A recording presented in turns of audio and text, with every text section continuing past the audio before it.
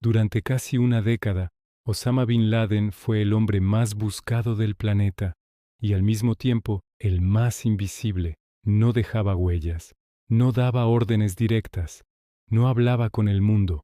Tras los atentados del 11 de septiembre de 2001, Estados Unidos desplegó el mayor esfuerzo de inteligencia de su historia. Miles de analistas, agentes, traductores, satélites y operaciones encubiertas tenían un único objetivo: encontrar a un hombre que había decidido borrarse del mapa. Bin Laden entendió algo antes que nadie. El siglo XXI no perdona el ruido, y él eligió el silencio absoluto. Durante los primeros años las pistas fueron falsas, contradictorias o directamente inventadas. Cuevas en Afganistán, montañas en Pakistán, informantes que mentían por dinero o por miedo, grabaciones de vídeo que parecían recientes y luego se demostraba que tenían meses, incluso años. Cada vez que parecía cerca, desaparecía. En 2002 y 2003, la CIA llegó a creer que había muerto, o enfermo, o incapaz de moverse, pero las cintas volvieron a aparecer, siempre sobrias, siempre calculadas. Bin Laden seguía vivo, pero ya no era un líder operativo, era un símbolo que se protegía a sí mismo como si fuera el último tesoro. Entonces, la estrategia cambió. Los analistas comprendieron algo crucial. Bin Laden no podía comunicarse como el resto del mundo.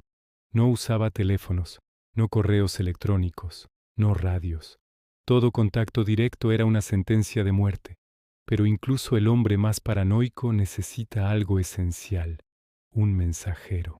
Apareció un nombre, primero como un rumor, luego como una sombra persistente en interrogatorios de prisioneros de Al-Qaeda, un alias repetido con nerviosismo, un hombre de absoluta confianza encargado de transmitir mensajes, mover recursos y proteger el aislamiento del líder. Ese nombre no era Bin Laden, pero era el hilo que podía llevar hasta él. Durante años los servicios de inteligencia siguieron ese rastro invisible. No buscaban a Osama, buscaban a quien hablaba por él. Cada vez que ese mensajero aparecía mencionado, los analistas subrayaban, conectaban, archivaban. Era un rompecabezas que se armaba con paciencia obsesiva. En 2010, por fin, una pista sólida. El mensajero había sido localizado. No sabían exactamente quién era, pero sabían dónde se movía. Lo siguieron durante meses, sin prisas, sin errores, hasta que llegó a un lugar que nadie esperaba: Abbottabad, una ciudad tranquila, ordenada, casi aburrida, un sitio donde nadie buscaría al hombre más perseguido del mundo. Allí había una casa. No era lujosa, pero sí extraña. Muros altísimos, alambre de púas, ventanas mínimas, ningún teléfono, ninguna conexión a Internet. Los residentes nunca sacaban la basura, la quemaban dentro, no recibían visitas, no se relacionaban con nadie. Los satélites empezaron a observarla día tras día. Y entonces apareció él, un hombre alto, delgado, que caminaba en círculos dentro del patio.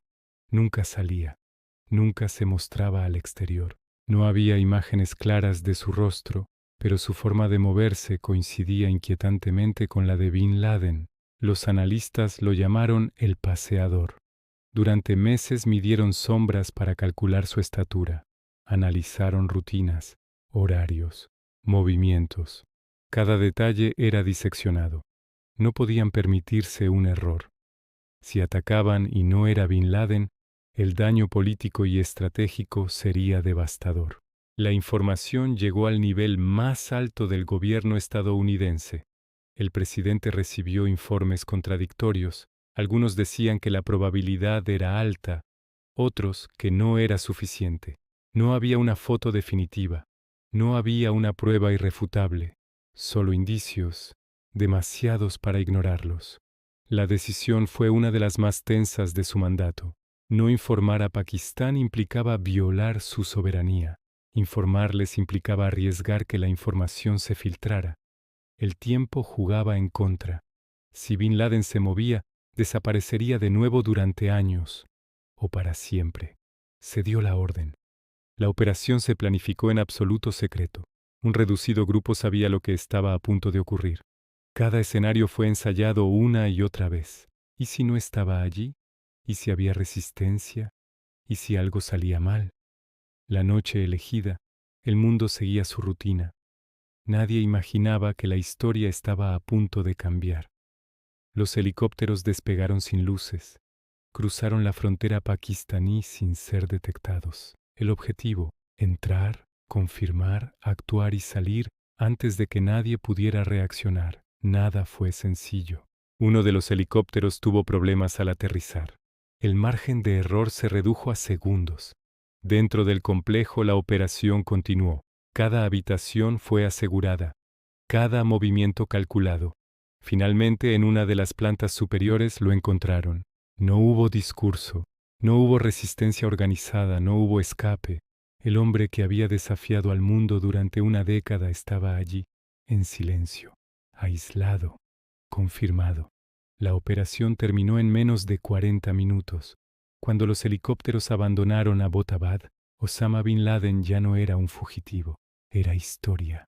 Horas después, el presidente de Estados Unidos apareció ante las cámaras. No levantó la voz. No celebró. Simplemente confirmó lo que millones llevaban esperando o temiendo escuchar. Osama Bin Laden había muerto. Para muchos fue el cierre de un capítulo, para otros solo un símbolo, pero la realidad era clara. La caza más larga del siglo XXI había terminado. No con una guerra abierta, no con una batalla épica, sino con paciencia, inteligencia y una decisión tomada en silencio.